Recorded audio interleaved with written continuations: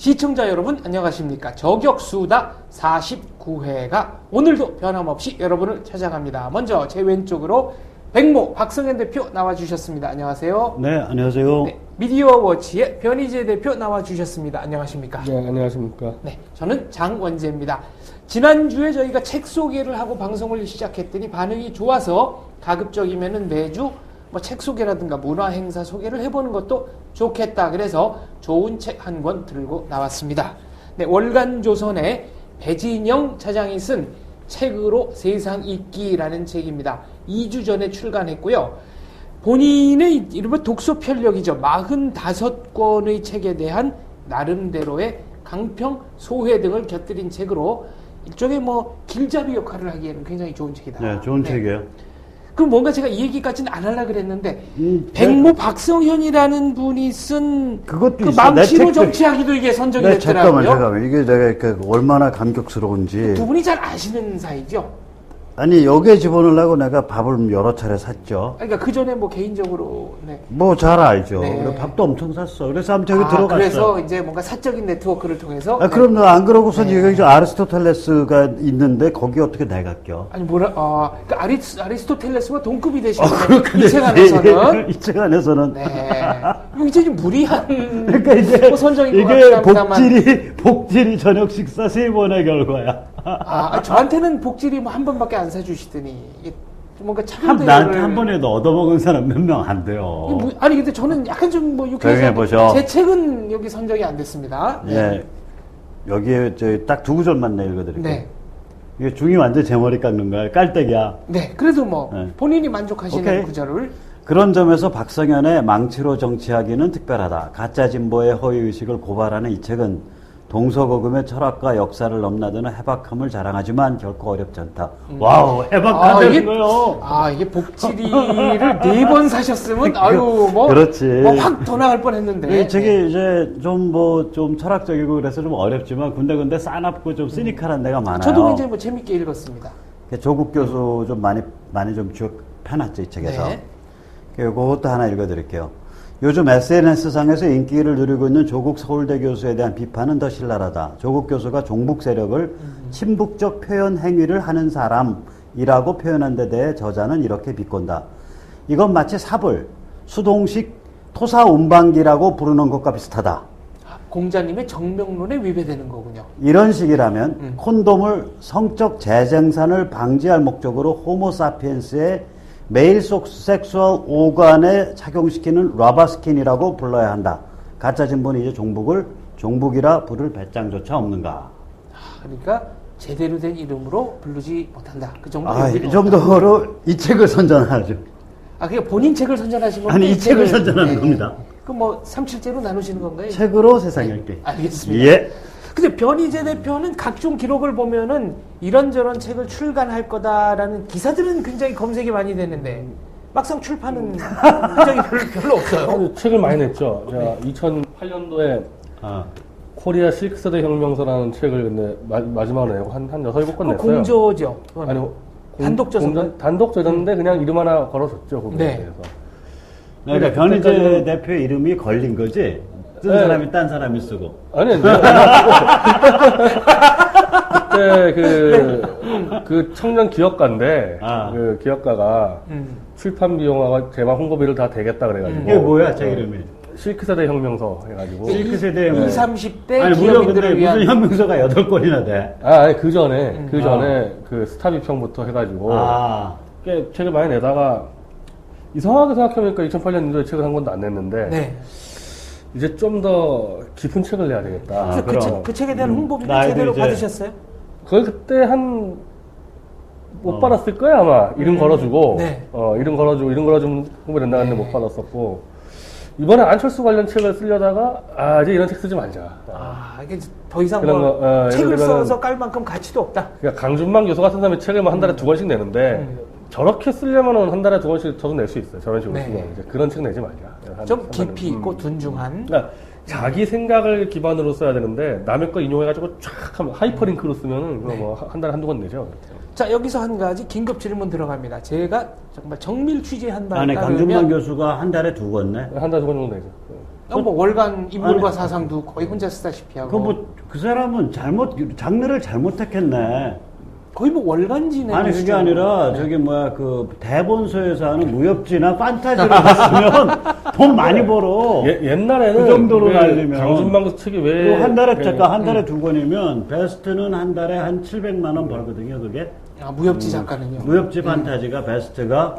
그럼 두 권이면은, 한 권에 700이니까 한 달에 1,400이네. 강준방 교수가 장르 잘못 택한 분이네. 베스트셀러는 뭐 잘 안 나오는 거고. 예전같이 인터넷 검색이 활성화되기 전에는 강 교수가 갖고 있는 이 신문 스크랩, 잡지 스크랩 이걸 모아놓은 사람이 없으니까 이 자료 가치로서 가치가 있었는데 지금은 그냥 게시판에다가 하이퍼링크로 거는 거랑 똑같은 강준방 스택이에요. 구글링 하면 되니까. 그러면서 자기 생각이 별로 없다. 네. 별로 가치가 없어졌죠. 자, 제가 그 정밀 뒷조사를 해본 결과에 의하면 변 대표는 대학 시절 모 출판사에 책 한 권을 내주기로 하고 계약금을 받았는데 한 20년이 지나도록 그 슈킹한 사건이 있죠. 나도 들었다. 어느 출판사입니까? 그 시대의 창이라고 그 출판사인데 아직 안 갚았어요. 예. 아직 살아있어. 살아있죠. 예, 살아있고. 그러니까 계약은 살아있는 거네. 그 돈도 다 받았고 좀 크게 받았어요. 2천만 원? 2천만 원까지 받았어요, 돈도. 그때 2천만 원. 그때 2천만 원 컸지. 지금은 1억인데 아니 1억인가? 저 집에서 뻥튀가 있구만. 얼마나 뻥을 쳤으면. 아니 그 돈이 출판사에서 지금 돈으로 억을 슈킹해. 글쎄 말이에요. 근데 책을 내란 얘기도 안 하고 돈 달란 얘기도 안 하고 그냥 가만히 있습니다. 그 돈은 다 없어졌습니까? 그 돈 가지고 창업했다가 그냥 딱 3개월 만에 깔끔하게 거덜내고 중국으로 도망간 거 아니에요? 자, 변희재 대표의 중국에서 있었던 파란만장한 얘기는 다음 기회에 적절한 시점을 마련해서 듣도록 하고요. 또 하나, 탈북자들의 공연이 있습니다. 탈북자 청년연합회가 주최하는 정명, 어항을 나온 물고기라는 공연인데요. 명동 3일로 창고극장에서 9월 11일부터 23일까지 공연이 됩니다. 그게 탈북 대학생들이 주축이고요. 네, 직접 출연도 하고. 굉장히 열심히 연습을 했고, 거기 누가 또 나오냐면, 우리 그 임수경 그 국회의원한테 그 욕을 바가지로 얻어먹고, 그걸 페이스북에 글을 써서 결국 사회적 논란을 점화했던 백요셉 선수. 씨. 네. 백요셉 선수가 거기 출연한다고 들었어요. 뭐 연기력은 어떤지 몰라도 이 탈북 대학생들이 직접 출연하는 거니만큼 나름대로 진정성은 있을 걸로. 각본은 아마 이대영 교수가 쓰신 것 같은데. 각본은 이제 탈북자들의 증언을 모아서 이대영 교수가 쓰고. 중대 연출도 직접 하고. 문창권가 그러시죠. 중대 문창권 교수시죠. 프로지, 꾼이지. 그렇죠. 그래서 저도 한번 아는 분이에요. 네. 영국도 알고 글도 아는 분. 어떨지 한번 강추합니다. 볼 생각입니다. 네. 자, 오늘의 첫 번째 정치적인 주제, 안철수 측, 안철수 교수가 아니라 안철수 측의 황당 기자회견. 이거 어떻게 된 겁니까, 변 대표? 안철수 측인 거 맞아? 그 보도자료 아마 안철수 측인 건 맞냐고 지금. 그거 안철수 측도 아니에요. 팩트상으로. 안철수가 아니야. 그러니까 남들한테 알려주기만 안철수 측이지. 아니 이게 뭐예요? 왜냐면 9월 4일날 한 1시 정도에 보도자료가 일찍 언론사로 뭐 들어갔는데 긴급 기자회견, 중요 기자회견을 한다고. 실제로 거기 보도자료에서 누가 하는지도 거의 제대로 안 나와 있었기 때문에 기자들은 전부 다 그 전날에 계속 포스코 이사회에서의 그 거수기 문제, 사당동 딱지 문제, 워낙 많이 걸렸으니까 이제 안철수 원장이 직접 나서 해명을 하는구나 이런 줄 알았는데 별로 보도에서 이제 벌떡 간 거야 이제 프레스센터로. 우리도 보냈어요. 우리도 기자가 보냈어요. 미디어워치에서도 직접 안 되는 기자였어. 왜냐하면 가가지고 저는 뭐 때문에 그랬냐면 그 돈 누가 냈는지 밝혀내려고 프레스센터가 기자회견장 자체 빌린 거를. 근데 보도에 썼다가 뭔가 금태섭이 한다는 거예요. 금태섭 변호사가. 이때 한 기자를 엄청 잘 받았고 왜 또 금태섭이냐. 본인이 아니고. 지가 페이스북에다 쓰면 되는 거지. 진실의 친구들에. 근데 나와가지고 전혀 예상치 않게 이 정중길 새누리당 공보위원회 그 뭐 뇌물이다 속박 나오니까 그래서 그걸 가지고 계속 기자들이 당연히 질문을 했죠. 현장에서 이거 안철수 원장하고 상의했냐. 답변이 애매모호했어요. 그러니까 상의가 아니고 알렸다라고 결국 워딩을 알렸다라는 건데 알려서 안철수 원장이 하라 그랬냐에 대해서는 답변 제대로 안 나왔죠. 그리고 나서 아마 끝나자마자 안철수 원장 쪽에서 한 2시간 뒤에 유민영 대변인이 우리와 관계없다라고 얘기한 거죠. 이게 도대체 뭡니까? 관계가 있는 겁니까? 없는 겁니까? 말을. 나는 요새 좀 신문에서 보도되는 거랑 좀 반대로 생각을 하는데 요새 신문은 이제 마치 이게 안철수 측이 문재인이나 민주당이 뜨는 거를 물먹이려고 기획해서 때렸다. 뭐 이런 식의 신문 보도가 분석이 네. 많이 나와요. 근데 나는 굉장히 평면적인 보도라고 봐. 왜 그러면 이건 그게 아니고 안철수의 날개를 분지르는 사건이지. 여기서 제가 한마디 잠깐 참견해도 네. 되겠습니까? 나폴레옹이 한 말 중에 네. 문음으로 설명할 수 있는 일을 음모로 몰아붙이지 마라라는 얘기도 있습니다. 아니 이건 음모야. 아 이건 음모다. 음모는- 문음이 아니고 음모에 관한 음모는 문제다. 음모지. 당신 네. 영화 택시 드라이버도 안 봤어? 그 저기 로버트 데니로. 로버트 드니로랑 조디 포스터 조디 나오는 포스터 거. 그 10대 창녀로 나오죠. 근데 그게요. 그게 왜 어. 맨 앞에 그 로버트 드니로가 미국 대통령 후보를 암살하려는 그 계획을 짜잖아요. 저 월남전 갔다가 이제 헷가닥해서. 헷가닥해서. 네. 근데 우리나라에서 맨 처음에 개봉할 때는 그 앞부분이 다 날라갔어. 그러니까 뭐냐면 검열에 잘라서. 세상을 어떨 때는 음모로 보면 의외로 효과를 거둘 때가 있어요. 이건 난 자, 그럼 음모로 그 보는 음모를 건데. 한번 개진해 주시죠. 이게 뭐냐면 보쇼. 자, 철수야 들어와라. 안에서 민주당에서 같이 뛰자 이 얘기를 이 민통당 야권에서 안철수한테 엄청나게 했다고 여름에 6월 7월에 그렇죠. 들어와서 경선을 해라. 근데 안철수 콧방귀도 안 꼈거든. 그러니까 8월 23일 날 원탁회의가 원탁회의가 이른바 야권 원로들의 좀 거기 무시무시한 네, 데죠. 그게 저기 뭐야 민통당을 만들어낸 데 아니야. 그렇죠. 닥치고 통합해갖고 백낙청 교수부터 시작해서 굉장히 원탁회의가 많은 분들이- 국회의관에서 그 기자회견을 하면서 이제 당신 발 뒤로 못 뺀다. 이제 후퇴란 없단 들어와서 민주 세력의 집권에 헌신해라. 일조해라. 네. 그렇게 얘기를 거의 어떻게 들으면 약간 협박성 얘기예요. 그렇죠. 강하게 했다. 네. 백낙천 교수가 직접 발언도 하고. 자, 그럼 다시 이제 근데- 음모론으로 돌아가서 아니 그때 들어보셔. 왜 이렇게 성질이 급해? 스토리란 건 좀 길어. 이렇게 스피디하게 가자. 싫어. 네. 근데 거기서 안철수 교수 측에서 그 다음에 그거에 어떻게 나왔냐면 반응이 여러 계층을 만나고 있다. 안 교수는. 그러니까 어떻게 되는 거예요? 원탁회의가 여러 계층 중에 하나야. n분의 1로 n분의 1이야. 혐화가 된 거네. 혐화가 된 네. 거요. 그러고 나서 계속 개기니까 이 안철수 측근으로 들어가 있는 수많은 나는 이번에 박원순 계가 움직였다고 보는데 송호창이나 조광희는 그날 그 기자회견에 같이 왔던 조광희, 송호창. 다 그 박원순 박원순은 핵심 측근이거든. 민변 막 다 얽히고 있었던. 송호창 의원은 민통당 의원이잖아요. 민통당인데 네. 박원순 지분으로 낸 사람이니까. 됐지. 그렇죠. 서울시장 선거 때 핵심 역할을 했고. 무시무시한 인맥들이야. 네. 해외 민주화 인사 안전귀국 및 명예회복 보장 운동하던 양반들이거든. 그게 무슨 송두율, 윤희상 이런. 그렇죠. 그러니까 네. 그 해외 종북 거물이요. 그 송두율, 윤희상 이런 사람들. 그런 사람들을 민주화 인사라고 부르고 그걸 추앙하는 운동을 한 사람들이야. 자, 그러면 송호창, 조광희 이런 예, 사람들. 살짝 정리를 해보면 무시무시한 안철수 교수를 위한다고 하면서 사실은 박원순계가 거기 들어가서 기자회견을 했다. 그렇지. 일방적으로 한 거야. 박원순 일방적으로 계가. 했다. 근데 문제는 그러면 박원순계가 그럼 안철수 왜 그러냐면 교수를 그 물먹이려고 그런 거다. 그렇지. 왜 그러냐면 아니 그 목동그녀나 무슨 주식뇌물 이런 게 이제 두고두고 따라다니는데. 네, 아직 확인된 건 아니죠. 사실로. 그러나 소문을 가지고 기자회견을 했어요. 뿐만 아니라 원래 그런 거는 자기한테 사람들이 언급하지 않는 스캔들을 왜 얘기하냐고. 그렇죠. 사실이든 아니든. 아무튼 아무도 공식적으로 언급한 적이 없는 스캔들인데 먼저 이렇게 치고 나왔다. 안철수 교수한테 이렇게 얘기하는 거지. 야, 너 협박받을 거야. 우리가 도와줄게. 너 말 잘 들어야 돼. 뭐 거의 그 수준이야. 이 수준으로 보신다. 편 대표 견해는 어떻습니까? 동의하세요? 그게 이제 정치권에서는 사실은 그게 사람 장사인데 안철수 이 사람은 코스닥에서의 주식질만 해가지고 기본적으로 정치권에 동지가 존재할 수가 없어요. 네. 그럼 들어와가지고 이번에 대변인 유민영 만난 지 2달밖에 안 된 사람이고 금태섭 마찬가지 변호사 2달밖에 안 됐는데 조광희, 송호창, 박원순과 거의 20년 가까이 뛴 사람이고 인연이 깊군요. 네, 그리고 금태섭이라는 사람은 그냥 정통 운동권이 아니고 검찰한테 이렇게 해서 검찰 뒤통수 쳐가지고 나오다 보니까 이제 좌우로 들어가 있는 사람인데 그 사람이 현직 검사 때 검사한테 조사받는 방법이라는 연재 칼럼을 한겨레에 써갖고 그랬죠. 네. 도라이라고 찍혀서 쫓겨난 검사요. 이게 펴서 좀 떠보려는 사람이다 보니까 그 금태섭 입장 생각해보면 간단해요.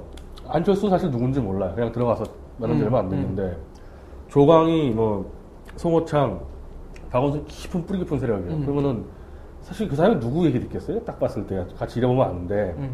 그리고 네거티브 팀장이니까 안철수에 쏟아지는 그 엄청난 공세들 자칭 팀장이요?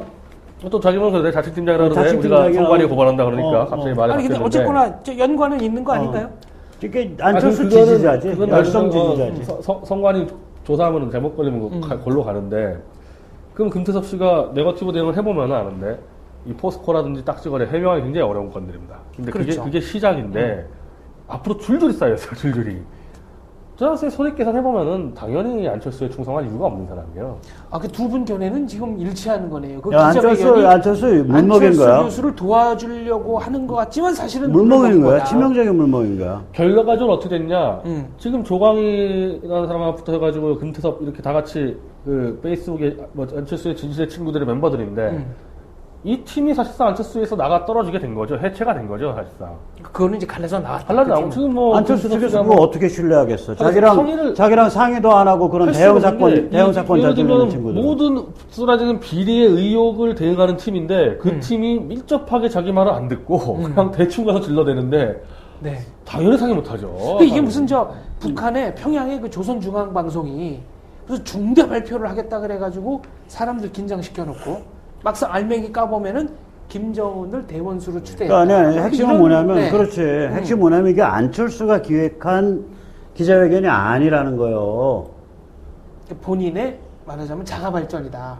아니, 그러니까 금태섭과 저기 박원순맨들의 자가발전이야. 그러면 유민영 그분은 대변인 거기는 이제 거기는 오리지널이고, 거기는 안철수의 입이고. 거기서는 관계 없다는 그렇지. 성명을 그 금태섭이 혼자서 한 거 아니더라 그랬잖아. 그것도 좀 혼자서 이해가 한 안 거야. 됩니다. 이해가 되지. 네거티브 팀장의 위치나 금태섭 씨와 안철수의 관계로 볼 때 금태섭 씨가 거의 금태섭이 아니에요. 금태섭뿐이 아니고 이미 그 팀에 조광희 변호사가 들어가 있어요. 그 팀에. 조광희 변호사가 다 움직였다고 봐야죠. 송호창 변호사가 다 관계를 볼 때는. 금태섭도 힘이 있는 사람이 아니고. 아, 그러니까 이거는 굉장히 우리가 모르는. 그게 아니라 이제 박원순맨들이 그럼 왜 안철수를 도와주는 척 하면서 물먹였냐. 날개를 그렇죠. 왜 드러냈냐. 네, 그 이유는 뭐냐. 이거. 아까 얘기했잖아. 뭐냐면은 이게 민통당 그리고 이제 통진신당이 뜨잖아, 이제. 네. 통진당 분당파. 그러면 진보 빅텐트 2.0 만들어야 될 거 아니에요. 그렇죠. 안철수가 여기에 말하자면 저게 불쏘시개를 안 한다고 생각하는 거지. 못한다. 그러니까 지금 날개 분질러야 된다. 그러니까 독자 노선으로 나가면은 민통당의 치명타가 되니까 미리 잘라놓는다. 나는 요새 이거 보고서 안철수가 독자 신당 꾸릴 것 같네. 요새 마음이 그렇게 가던데. 현 대표는 그 사후에 네. 안철수 쪽에서는 입도 안 열고 아직까지 입도 안 열고 있는데 거기에 따른 무슨 잘못됐다 사실이 아니다 뭐 아무런 논평이 없어요. 이거는 뒤통수 맞고 지금 다시 정신 가다놓고 있는 것 같은데 이해찬 대표는 계속 진상조사위 꾸리자 국정조사 진상조사위 꾸리자고. 근데 그게 이제 안철수 아니 근데 이게 물먹이는 소리거든. 이게 국정조사가 되나? 본인은 아무 말도 안 하는데. 아니 무슨 국가 공무원이었던 것도 아니고 이게 왜 정식으로 출마한 사람도 아니고. 네.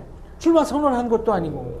아니 국정조사에 꾸려지면은 안철수 뇌물 목동료 협박 진상조사 이렇게 되는데 이거는 자체가 그냥 안철수한테 가는 아니 이게 지금 법적으로는 개인 아니에요. 이게 웃기는 거냐면 개인의 뒷조사를 어떻게 국정조사로 하냐고. 당신이 이제 안철수야. 네. 우리 장박이 장박을 내가 보호하기 위해서 국정조사위를 꾸밀게. 네. 근데 그 국정조사 이름이 뭐냐? 장원재 목동료 주식뇌물 재고 BW 기타 등등 비리 진상조사위원회 이렇게 되는 거야. 그러면 그거 만들어지는 순간 박살나는 거야. 이게 하여튼 이해찬의 입장인데 지금 민주통합당에서 저는 반 이해찬 세력의 핵심이 민주동행이라는 모임이 있는데 그게 이른바 온건파 모임이에요. 그 모임의 좌장이 신계륜 사선 의원인데 신기루 정도가 보니까 간파한 거 아닙니까? 이거 뭔가 음모 있구나. 그래서 금태섭을 비판을 하는데 굉장히 아마추어다. 문제는 금태섭 혼자 했으면은 그 친구 원래 튀는 거 좋아하니까 그럴 수 있다고 보지만은 그 뒤에 송호창 네. 조광희 이거 노련한 운동권 꾼들인데 실수를 할 수 있는 사람들이 아니에요. 그 신기룬 의원은 뭐 공식 발언을 한 게 있습니까? 그러니까 금태섭을 비판했죠. 금태섭 비판하면서 이거는 그 심각한 실수다 그랬어. 어투로 볼 때는 음모를 감지를 했다고 봐야죠. 지금 어차피 이해찬과 각세우고 있으니까. 오늘도 아마 그 팀이 지금 회의를 하고 있어요. 그 이해찬 동행이 뭐 김효석 전 의원 뭐 이런 데 들어가 있는 거야? 그 동행이 주로 온건파 의원들의 모임이에요. 네. 아까 잠깐 얘기하고 지나갔는데 기자회견 경비를 누가 됐는지가 중요하다. 이건 어떤 맥락에서 문제 제기를 하는 겁니까? 아니, 안철수가 됐느냐, 금태섭이 됐느냐 따라가지고 독자냐. 네. 자, 금태섭이 됐다. 안철수 교수가 됐다. 그럼 어떤 문제가 있죠? 안철수가 됐으면 일단 그거는 선거법에 걸리고, 선거법에 걸리면서 그 안철수의 계략을 이렇게 되는 거고. 그 사전 선거 운동으로 걸리는 거예요? 네, 그 돈을 쓸 수가 없으니까. 그러니까 후보자 등록을 안 했기 때문에 돈을 쓸 수가 없는데. 그거는 그러면 지금 현재 우리 인터넷 미디어협회에서 안철수, 유민영, 금태섭 셋 다 모두 사전선거 운동으로 선관위 고발을 해놨는데 네. 예비 후보자로 등록하지 않고는 직원을 쓸 수도 없고 선거 통장을 쓸 수도 없거든요. 그렇군요. 그럼 현재는 대변인하고 네거티브 팀장 직원인데 뭐 자원봉사자라고 우긴다 왔다고 치더라도 단 10원 한 장이라도 일로 들어가면 안 돼요. 그 사람들 택시고 뭐고. 자, 그럼 결론은 금태섭 변호사나 유민영 대변인이라고 소위 이제 알려져 있는데 이 사람들을 위해서 단돈 10원이라도 택시비를 썼거나 그거 심각한 거야, 그거. 혹은 인건비나 활동비를 줬거나 아니면은 그 프레스센터 기자회견장에 경비를 댔거나 이런 것도 다 안 된다. 네, 그러니까 선관위가 서울시 선관위 유명하잖아요. 친노 정북으로. 그러니까 끝까지 좀 변명을 하는데 그쪽도 인정한 거는 돈이 들어가면 심각하다는 거를 얘기를 하더라고요. 그래서 우리하고도 많이 얘기한 건데. 그거는 프레스센터 계약을 어떻게 했느냐. 이게 그건 사실은 그건 쉽지 않죠. 뭐 금태섭이 그냥 계산하고 발언되는데 오히려 금태섭보다도 문제가 된 건 유민영 대변이에요. 왜냐하면 금태섭은 어쨌든 자기가 자칭했다고 치고 좀 돌아다니고 있는데 유민영은 대변인으로서 계속 사람 만나고 있어요 지금. 그럼 그 밥값 누가 계산하냐 이거예요.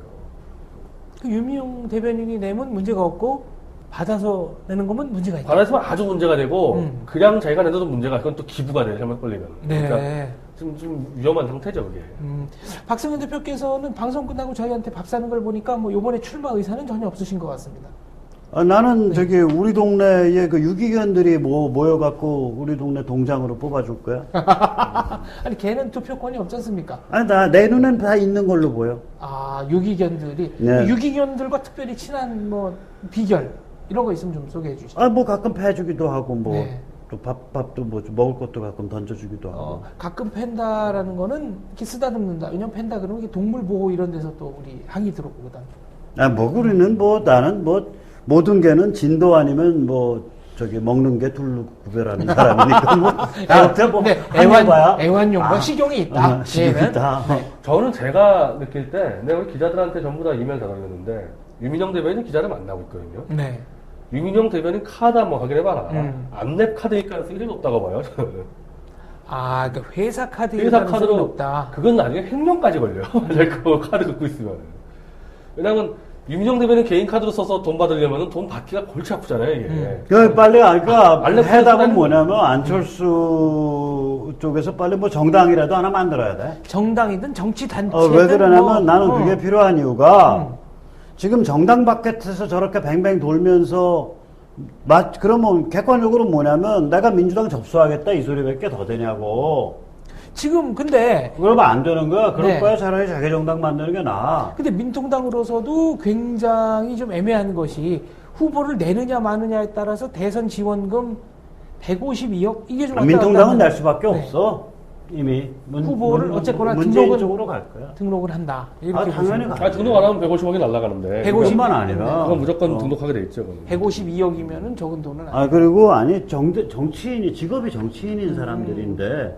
비즈니스 지금 시즌을 어떻게 놓죠? 자, 지금 민통당 얘기가 나왔는데 10연승을 했나요? 문재인. 10연승 했더라고요. 이번에 충남 대전까지. 사실은 민통당 역사상 처음이죠. 이렇게. 자, 누적 투표율이 DJ만 하더라도 한두 번은 저도 그랬을 텐데. 누적 투표율이 50%를 오늘보다 살짝 넘었어요. 그러면 결선 투표가 없는 건데 이거 어떻게 되는 겁니까? 점점 조정을 하는 것 같아요. 그러니까 이번에 대전 투표에 보면은 대전 투표 60% 넘었는데 그건 뭐 이해찬 연고지 아니에요, 거기가. 그렇죠. 세종시하고. 그분이 충남이죠. 그러니까 부산인 문재인 자기 정권 자기가 챙겼고 대전 이해찬 대표가 챙겨가지고 충분히 표 조절이 워낙 압도적으로 이기기 때문에 결선 투표 가냐 안 가냐는 둘 가지고 상의해서 결정할 수 있는 이제 지역 뭐 남았어요? 수도권만 남았나 이제? 서울 경기하고 인천, 대구 인천 했고 대구 인천 남았는데 했고, 네. 서울은 그냥 따라가니까 대세는. 그러니까 음. 이미 경기에서 근데 손학규 대표가 강하다 그러는데 그건 네. 새누리당이 있었을 때 얘기지. 경기도 민통하고 관계된 거 한 번도 없어요. 네. 그러니까 경기도 아니, 지사를 그러니까 했을 때 아니, 그게 한나라당 아니라 소속이었으니까 저기 뭐 손학규는 당원에서는 강해. 근데 네. 모bil심에서는 이길 방법이 없어. 지금 현장 투표, 이른바 당원 투표는 손학규 후보 측 승률이 훨씬 이기고 있어. 높습니다. 예, 이거 대의원에서 이기고 있죠. 음. 예. 근데 그것도 별거 아닌 게 사실은 그거 가지고 당연히 되겠다 얘기하는 우스운 게 대의원 내에서 문재인 지지자 있을 거 아니에요. 근데 그렇죠. 현장 안 가고 모바일로. 모바일로 해버리니까. 그러니까 지금 현장 투표 자체도 일종의 그 바이어스가 걸려 있는 거다. 예, 여론에 왜곡이 걸려 있는 거다. 전체 세가 사실 문재인이 앞서고 있어요. 왜냐면 박지원, 이해찬, 무력, 문성근 네. 저쪽에 유시민까지 달려들고 있는데 손학규 누가 도와줍니까? 그러니까 게임이 안 되는 자, 거예요. 요번에 그 안희정 지사가 찬조 연설을 하러 가가지고 그 계란 그 얼룩을 닦아내는 장면이 참 인상적이었는데 현장 분위기는 좀 험했죠. 아니 그 대전에 뭐 찬조연설 하는데 왜 안희정이한테 왜 저기 뭐 충남 계란을 왜 연설에는 던져? 그러니까 이제 대전, 충남, 세종 같이 했으니까. 아니 그냥 막 던졌는데. 그러니까 이제 일반 당원들이 자기가 뭐, 치우는 거죠. 막 던졌는데 김밥 던지고 막 계란 던지고. 본인한테 그러는데. 던진 건 아니고 이제 얼룩이니까. 주로 본인이 이해찬 나올 때 나서서 던져요. 이해찬 나올 때. 지금 이해찬 대표가 전국 순회 가가지고 유일하게 박수 받은 데가 부산밖에 없어요. 부산에서만 기립박수 받았고 나머지는 조금 물세례 맞고 계란 맞고 다니고. 개땡땡 소리 듣고. 자, 그렇다면은 분당 얘기가 지금 슬슬 나와요. 한쪽에서는. 탈당이지 탈당. 정확히 표현하면. 그렇죠. 지금 오늘 그 4선 이상 중진 모임 회의하고 내일 오전인가 막 의총이 있는데 거기서 이해찬, 박지원 이선 후퇴 얘기가 좀 나오는 것 같아요. 이거 아마 점점 심해질 텐데 글쎄 그 결과하고 결선 투표 관련해가지고 손학규 후보가 아까 결선 투표 된다고 자신하는 것 같으니까 그때는 모바일 비중을 줄이자는 요구를 하고 있거든요. 손학규 쪽에서. 근데 중간에 그럼 룰을 바꾸는 게 솔직히 말이 안 되는 얘기죠. 예, 그러니까 그 과정에서 수습이 안 되고 경기쯤에서 아마 경기 행사 때는 큰 사고 날 가능성이 있어요. 큰 사고가 날 네, 가능성이 경기 있다. 쪽에서. 며칠이죠, 그게? 며칠 안 이번 남았죠. 대구가 아마 내일 모레고 그 다음이 근데 여기는 맨날 큰 사고라고 많이 했었어요. 옛날 민주당 그 뭐 저기 당대표 선거 때도. 뭐 강목 뭐 부대가 강목 부대 나온다. 근데 뭐. 가나리 네. 액젓밖에 안 나왔어요. 그러니까 맨날 여기 나중에 여기 강목 뻥이 부대가 좀 있어. 회군했다 뭐 이런 얘기가. 연방이 좀 네. 있어. 그러니까 근데 여기서 생각하고도 해야 여기서 돼. 제가 하나 알고 싶은 거는 옛날에 이해찬 전 총리가 한명숙 전 총리를 대표로 밀었다가 한명숙 전 총리가 당선된 다음 날부터 전화를 안 받아가지고 그리고 공식 발언으로 그분은 그러니까 이해찬 총리는 저보다 8살이나 어린 분입니다. 뭐 이런 발언을 했단 말이에요. 네. 그러니까 이번에도 문재인 후보를 뽑아놓고 그런 식의 일종의 당내 친위 쿠데타가 일어날 가능성은 없느냐는 거죠. 지금 얘기가 나온다는 거 아니야. 나오고 있죠. 그 문재인 측에서 이해찬 날리겠다 부담스럽다고. 왜냐면 이해찬이 카리스마가 강하고 상황적인 그런 행동 기질이 있다고. 김진애 전 의원이 슬쩍 얘기했나요? 누구 발언이죠? 김진애 전 의원이 얘기를 흘렸는데 네. 그게 없이도 자기가 대선 후보 되면은 글쎄 이해찬 걸거치죠 당연히. 근데 걸거치는데 그거를 비정의 거리지 비정의 거리. 물론 당연히 그건 물러나게끔 요구를 할 텐데 그 싸움이 문재인과 이해찬 싸움이 아니고 실제는 이해찬과 김어준의 싸움이 된다는 거죠 그게.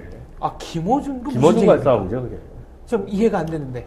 이건 공희준이 일찌감 주장한 거 아니에요. 문재인은 상황을 2명 모시고 있는 인간이다 그래가지고 상황이 2명이다. 이해찬과 김어준이. 김어준이 극과야 김어준이 그렇게 상황까지 갈 정도로 많이 영향력이 있습니까? 이해찬과 동급이죠 동급. 지금 동급돼 있지 않습니까? 그러니까 그 미건스 낙검수를 하면서 생긴 머릿수가 권력의 원천이다. 그러면 이해찬이가 숨소리 들어 물러난 인간입니까? 한따까리 해야 되는데 문재인이 무슨 힘 가지고 이해찬과 싸워요. 이렇게 지금 변 대표 김어준이 싸우는 변 거죠. 대표 주장은 젊은 세대에서는 김어준 씨의 지지율이 더 높다. 그러니까 영향력이 더 크다 이런 얘기네요. 그렇죠. 예. 그리고 그게 옛날에 한명숙이 이해찬과 붙을 때도 그때도 김어준 믿고 덤빈 거고. 그러면 그러니까요. 김어준은 뭐야? 완전히 홍위병이네. 홍위병 대장이구나. 그게. 김어준, 그럼 이제 김어준과 이해찬의 대리전이다. 그렇게 돼 싸움으로 이렇게. 그럼 이제 결론은 어떻게 나갑니까? 이해찬 이기겠죠. 이기지. 당연히. 그냥 왜 이렇게 제도권 정당 싸움입니까? 뭐 온라인 모바일 가지고 좀 깝죽댔다는데 이게 제도권 김어준 게임도 안 돼. 그러면 근데 그게 아니라 이제 지금 주요 그 대선 후보에 출마한 양반들이 좀 뭐 탈당을 하거나 튀어나오거나 하는 게임은 그럴 없죠? 가능성은 없나요? 뭐 손학규 또 김두관, 뭐 정세균, 근데 김두관. 그게 우리가 그 통진당 사태를 보면은 비슷한데 도저히 이 지금 국회의원보다도 더 급한 사람들이 사실은 2년 뒤에 지자체 출마할 이 예비 후보들, 도의원 이런 사람들인데 지금 민주당이 현역이 엄청 많잖아요. 수도권에. 그렇죠. 딱 판 봤을 때 이 상태로 가서는 이건 뭐 대권이 문제가 아니라 완전히 막 세력이 4개, 5개에서 완전 개차만 된다. 이거 다 망한다 하면은 나가는 거죠. 답이 안 보이면은. 자기 이익에 이거 심각한 피해가 온다. 가정법으로만 얘기하지 자기의 그거는 왜? 아니, 그러니까 변 대표가 저는 옛날에는 자신 있게 막 이렇게 들거는데 단언을 하고 그랬는데 저는 나간다는 주장이 나간다는 입장인데 나가게 되는 시기나 원리가 첫째는 유시민패들이 지금 이제 오늘 탈당해서 다 들어가지 않습니까? 이쪽에 유시민패들이 일단 통진에서? 탈당을 하는데 통진에서 네. 탈당을 해서 민통당으로 어디로 들어가나요? 아니면 옆에다가 이제 하나 작은 집 차려놓겠죠. 민통당 자, 그걸 또 만든다, 또 그러면? 만들지. 통진신당 만드는 거야. 통진신당이나 아마 이 정치포럼 하나 옆에 딱 만들어서 이른바 닌자들 역할 하겠지. 닌자들. 그러니까 이웃바들이? 이웃바들이 유시민이 특히 칼 들고 다니면서 그럼 뭐 애들. 개혁시민진보당 이 정도 옛날에 되겠네, 이름은. 똑같은 옛날에 민주당 깰 때 유시민이 개혁당 만들어놓고 칼질하고 되는 거 똑같은데 이미 이제 유시민이 딱 들어오면은 원래 민주당은 유심야금이 한 달까지 했었거든 9년 전에 똑같은 놈이 또 나타나가지고 또 칼 쓰고 있고 여기에 이제 또 김어준이가 설치기 시작하면 더 이상 수습이 안 되는 거예요. 지금 있는 민통 내에서의 개파 분쟁과는 전혀 다른 성격의 이 싸움이 벌어지는 거죠. 이런 얘기도 있습니다. 역사는 반복된다. 처음에는 비극으로, 두 번째는 희극으로. 네. 그거 잘못된 이번에는 거요. 원전은 그거 해겔에서 얘기를 했고 네. 해겔이 얘기를 했고 마르크스가 브루메르 18일. 그러니까 네. 브루메르 18일이 1799년 나폴레옹이 쿠데타를 일으켜서 프랑스 혁명을 엎은 날이거든. 그렇죠. 근데 거기서 그 원전은 뭐냐면 역사는 두 번 일어난다. 처음엔 비극, 두 번째는 희극. 희극이 아니라 코미디가 아니고 파스예요. 아, 파스. 소극이네, 아니, 소극. 생쇼. 생쇼. 그러니까 역사는 두 번 일어난다. 처음엔 비극으로 일어나고 두 번째는 생쇼다 그런다고. 그러니까 이제 생쇼 일어나는 거예요. 생쇼라 그러니까 훨씬 더 가슴에 와닿네요. 그렇죠. 희극 이렇게 번역하는 것보다. 희극은 좋은 거요. 네. 단테 우리가 신곡. 그때 희극과 그 신곡이 디바인 네. 코미디 아니야. 신의 코미디잖아. 그러니까 희극은 코미디하고 파스는 사실 장르가 아주 다른 완전히 겁니다. 다른 거지. 네, 아주 다른 겁니다. 코미디는 원래는 해피엔딩으로 끝나면 다 코미디예요. 그렇죠. 그리고 이제 말이라든가 이제 구조를 가지고 웃기는 거고. 참 파스는- 영국 전공이네. 죄송합니다. 영국에서 연극을 아일랜드 제가 연극을 그래도 연극사 박사인데 이 연극- 파스라는 건 그래도 이제 뭐 과도한 네. 몸 동작이나 심한 농담 뭐 네. 이런 걸로 웃기는 이런 거가 되겠죠. 하여튼 생쇼. 이거 훨씬 정말 딱 와닿는 그럼. 번역입니다. 네. 이제 생쇼가 일어난다는 얘기네요, 결국은. 그리고 역시 그렇게 되죠. 핵심은 결국에는 유시민과 김어준. 그냥 오늘 네. 정치를 계속 한 사람들은 되게 타협을 하는데 유시민과 김어준은 그게 안 되는 거예요. 역시 정치판에서 오래 있지 않았던 사람들은 끝까지 간다. 근데 유시민은 정치판에 오래 있었는데도 하는 게 결국 통진 갈라놓고 나오잖아요. 그러니까 김어준 씨를 딱 보면 제가 느끼는 인상이나 이런 거는 초과 삼간 태우더라도 빈대 잡는 맛으로 불질을 싸납니다. 뭐 이런 느낌이 이게 제대로 본 건가요? 아니면 너무 개인적인 인상인가요? 그건 아니고 그 사람 머리가 이렇게 길잖아. 네. 거기 이가 있을 거거든. 머리카락 다 태워도 이 잡는 네. 맛으로 자기 머리에 불질을 그건 모르는 거지만 지금 변 대표 예측대로라면은 낙검수가 민통당을 비판하는 굉장히 낙검수 몇 명 있나? 이제는 많이 정치자가 없어. 그래도 많이 줄었습니까? 없어. 그리고 미건스에서 전에 얘기했잖아요. 미건스에서 정봉주를 강퇴시켰다며. 그렇죠. 강퇴당했죠. 정봉주 팬클럽이 정봉주를 강퇴시켰다. 정봉주 미건수의 이사로 등록이 돼 있는 운영진 등록돼 있는데 아이디가 봉도사인데 그냥 강퇴시켜버렸어요. 본인이 나간 게 아니라 강퇴가 강퇴당했어요. 됐다고요? 네. 그러니까 거기가 옥중 그러니까- 강퇴를 당한 거네. 옥중 강퇴당. 그러니까 정봉주는 손학규에 친화적이고 김어준은 문재인 라인에 서갖고 같이 일하니까 너 뭔데 너 감옥에 앉은 놈이 거야 까부는 거야. 그러니까 빈탄 불상용이네요. 그냥 의견 통일이 안 될 때는 강퇴를 시켜라. 이런 거네. 그러니까 이게 무시무시한데. 이해찬 세력, 유시민 세력, 김어준 세력 거기다가 정통 기형 켜가지고 조정할 수 있는 방법이 없어요. 과거에는 안 되겠는데? 과거에는 DJ라든가 이렇게 카리스마가 있는 지도자가 거중 조정을 할 수 있었죠. 제일 카리스마 있는 지도자 있잖아. 통큰 장군님. 거기도 하나 저 위에 평양에 계신 김정일 장군께서 아니 거기서 뭐 그 양반이 돌아간 지 오래됐네. 머리가 무지하게 잘 돌아가고 아주 음흉하고 수가 높아요. 그러니까 딱딱딱 지시하면은 쫙 조정이 됐다고 옛날에. 근데 지금은 이제 그럼. 컨트롤 타워도 없어졌다. 없어. 네. 이번 주 말부터 아무도 아무의 말을 안 듣는 경기인데 상황이야. 이번 주 말부터 거의 가셔야 될 거라고 봅니다. 가셔야 될 거다. 가셔야 될 거다. 그럼 이제 어떻게 됩니까? 민통당은? 원래 민주당이라는 사람들이 이게 왜 저쪽 노빠들이 잔인하고 양아치스럽고 이쪽에 있는 정통 민주당 사람들이 굉장히 기회주의 같은 인간들이거든요. 둘 다 굉장히 부정적으로 보는. 그렇지. 그러니까 다 그러네. 정형인데. 뒤를 이제 칭찬을 하면 네. 이제 그게 눈에 뭐가 씌워갖고 이제 아니, 근데 로망이 되는 거지 로망. 박 대표께서는 어쨌거나 한때 민주당 당적을 그렇지. 친구 권유로라도 가지고 계셨던 분이고 현 대표는 옛날부터 자칭 정통민주당이라. 정통민주당이 살아나야 한국 정치가 풍성해진다고 주장하던 사람인데 이렇게 민주당을 공격하고 한 분은 또 민주당에 대해서 오늘 굉장히 부정적인 발언을 하시고 그거 다 엎어져야 돼. 새로 태어나야 된다. 새로 태어나야 돼. 방법 없어져. 너무 꼬였어. 당이 깨진다 했을 때 민주당 오른쪽 사람들이 할 수 있는 방법은 안철수 쪽에 기어 들어가는 거 말고는 다른 걸 머릿속에 계산도 못 하겠어, 사람들이. 네. 그거 일어날까봐 먼저 날개 좀 선본 거예요. 이게 이제 이렇게 연결이 되는 거군요. 그게 되는 거야. 네. 그러니까 뭐냐면 민주당이 지금 막 부글부글 끓고 있잖아. 저 모양새로 계속 가기가 어렵다고. 그래서 저기서 지자체 광역단체장 한두 명 튀어나가고 빠찌 한 20명 튀어나가서 안철수랑 결합한다. 이거 악몽이야 이제.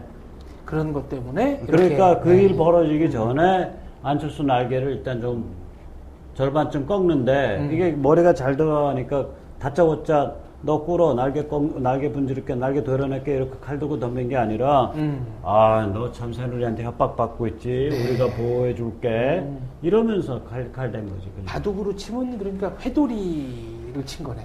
근데 옛날 같으면 SNS나 인터넷 여론을 100% 장악하니까 이게 확산이 되죠. 그 스토리가 확산되니까 새누리가 안철수 협박한데 근데 안철수한테는 목동령하고 주식 뇌물이 있다는 거야. 그렇지. 그러니까 이게 한 방으로 양쪽을 다칠 수 있는 게 있는 그랬지. 6개월, 1년 전만 해도.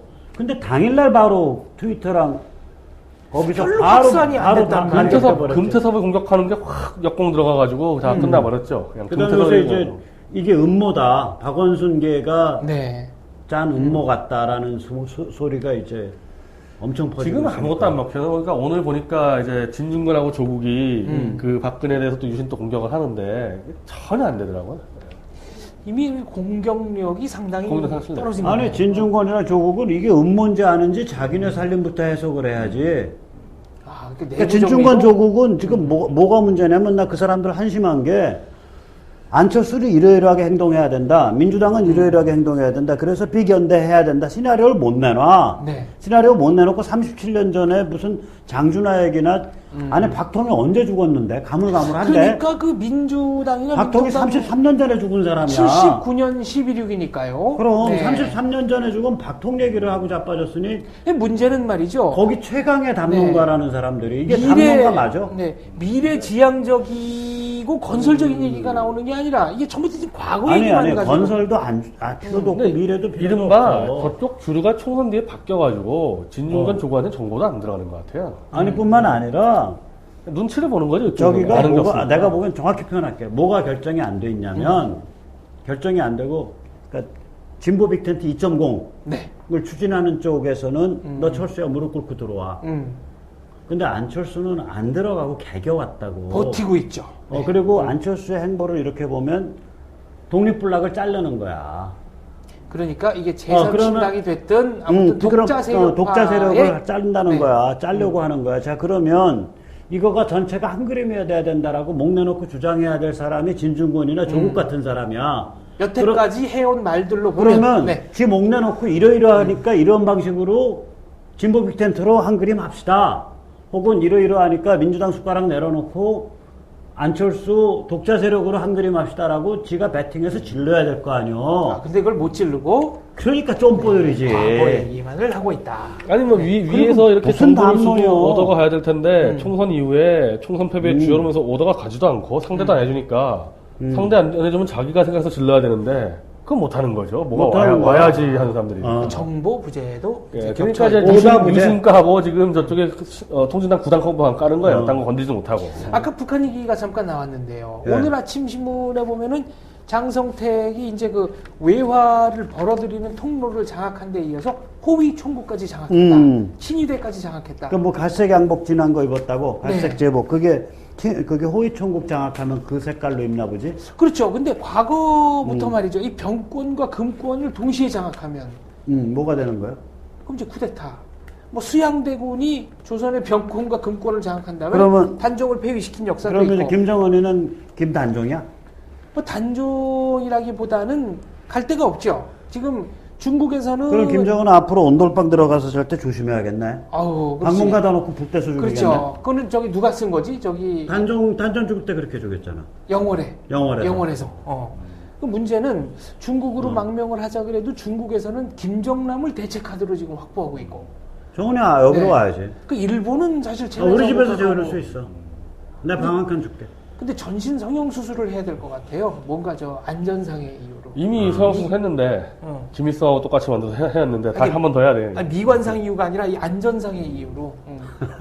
아니 김정은이 자기 할아버지 그거 본 따서 한 번 한 거예요. 그거 뒤집어 엎은 서영수하고 거야. 목소리도 다 여러 번 들어봤고, 한 것 같아요. 한번 들어봤어요. 연기 지도를 확실히 받았더라고. 담배 피는 이 손가락 꺾는 각도 이런 것도 다 똑같아. 김일성하고.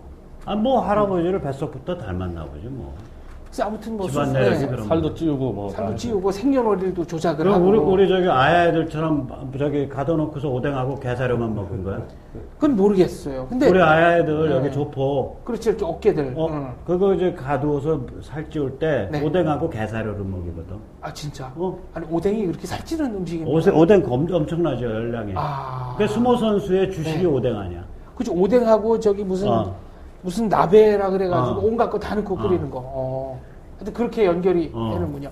나중에 그 김정은 탈북을 하면은 이 사회안전방송에서 저희가 주선을 해가지고 안전하게 모시겠다. 네, 그 안전하게 모시면서 북한의 실상을 전하는 그런 토론 프로그램의 사회자로 부부가 더블 MC를 보면은 뭐 별 문제가 없을 것 같아요.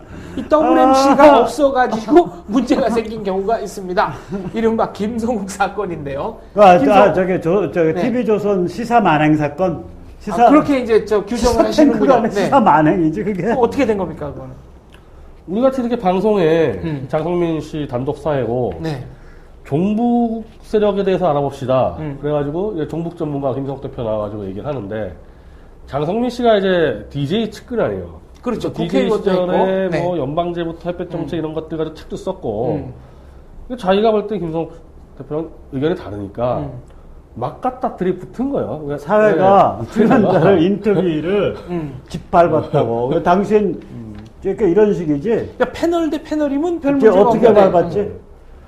증거를 내라 하고 증거 내라 한 다음에 300만 아사 증거 300만 아사가 그게 그 증거를 내놔라. 아사자 전에, 없었다, 이런 식으로 그래서 얘기했다고. 나오니까. 아사자에 관해서라면은 심지어는 북한 당국이 발표한 숫자가 22만 그리고 국내에 약간 좌파 성향의 친북 학자들이 학자들이 주장하는 게 40만. 한 40만 정도 돼요. 그다음에 이제 중국에 있는 국제기구가 인터뷰나 이런 거를 통해서 추정한 게 250만에서 320만인데 그때 굶어 죽지 않았더라도 영양실조나 이 후유증, 그러니까 말하자면은 2차, 3차 영양으로 죽은 사람까지 치면은 350만에서 한 400만 이렇게 그게 뭐 보잖아요. 숫자가 문제가 아니라 사람이 10만 이상 굶어 죽었으면 대략 아사예요. 근데 10,000명 이상 굶어 지금 제가 그 죽었으면. 말씀 드리려고 그랬는데 근데 그게 없었다. 증거 내봐라. 그다음에 네. 북한이 지금 우리가 남북 관계가 이렇게 그 경색된 건 핵이나 뭐 천안함이나 연평 문제가 아니고 그거는 MB 정부가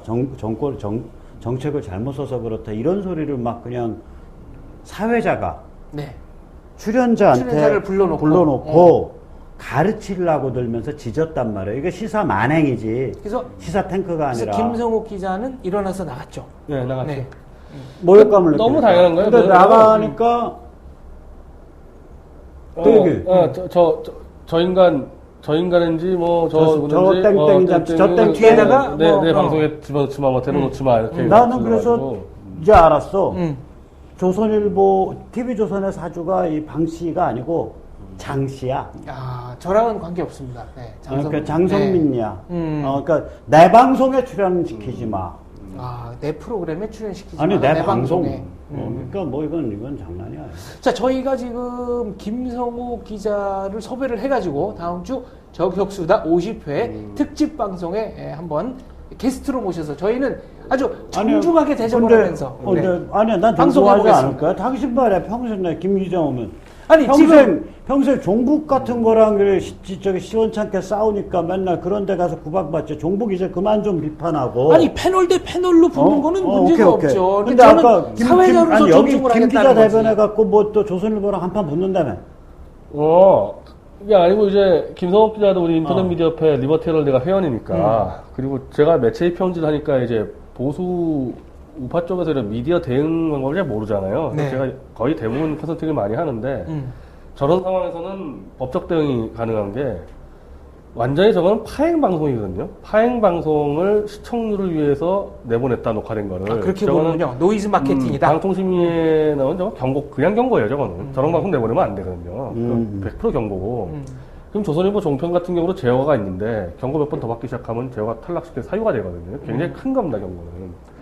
저런 파일 방송 지금까지 녹화로 나간 적이 없어요. 내가 알기로는 방송에서는. 저거 안 내보내지, 저런 경우. 중간에 인터뷰가 튀어나갔는데. 네, 그럼 안 보내는 정상인데 저걸 내보내고 또 이제 그 장성민 사자가 또 멘트를 붙였다고요. 멘트 붙이는 게 클로징 멘트를 김성욱을 아예 그냥 무제한으로 밀어붙이는 그 다 모든 책임을 덮어씌우는 멘트가 나왔기 때문에 이건 공정 편파 문제가 걸렸기 때문에 이것도 또 방송심이 가능하고 김성욱 대표 입장에서는 언론 중재에다가 정정보도및 손해배상 청구할 수 있어요. 저거 가지고 그렇지. 완전 명예가 날라갔거든. 그 이 두 가지가 한꺼번에 걸렸을 때 TV조선 같은 경우는 지금 종편 과정들은 복잡한데 굉장히 위기가 닥칠 수가 있어요. 이 부분이. 그래서 내가 그걸 알려줬죠. 네, 조선보다가. 그때 직접? 화내지. 네, 알려준 거죠. 직접 연결을 왜냐면 그럴 때 화내지. 처음에는 막 화를 내다가 이제 상황을 알려주니까 그러면 내 대응대로 하겠다. 우리 협회 원래 그렇게 대응하니까 이게 좀 대화가 되는 분위기에서 알려주니까. 협회 매뉴얼대로 대응을 그런데 하겠다. 저 양반들이 잘 모르는 게, 뭐, 김성욱 기자가 기자지만, 언행에 그러니까 신뢰할 수 있을 뿐만 만한 아니라 언행을 보여왔고 그게 일관성 이제- 있게 활동을 이제 해왔습니다. 종북 세력 심하게 비판하는 안보 우파거든요. 네. 이제 그렇죠. 옛날에는 안보 우파는 따로 그냥 놀았어. 우리 같이 이렇게 철학적이거나 좀 생각 좀 있다는 사람들은 또 거기 동네랑 잘 안 놀았다고. 근데 지금은 근데 이 동네가 요새 좀 이상해져가지고 색채가 다른 데들이 의무량으로 네트워킹이 돼 있어요. 네. 그러니까 내가 잘은 모르지만 지금 아마 김 기자 때문에 그 조선일보 그 TV조선 그 게시판하고 전화통 불나고 있을걸? 그런다 그러더라고요. 네. 자, 어느덧 시간이 다 됐습니다. 네. 이제 마무리 발언 변 대표부터 해주시죠. 요즘에 제가 이 트위터 이 활동 시간이 점점 늘어나는데 자꾸 이 순위가 올라가니까 즐거움이 있어. 6위, 5위, 4위 올라가니까 3위까지 올리자, 2위까지 올려. 그러면 하루하루 상황이 이렇게 친노 정복이 계속 이렇게 패태로 몰리는 걸 깜짝 놀라요.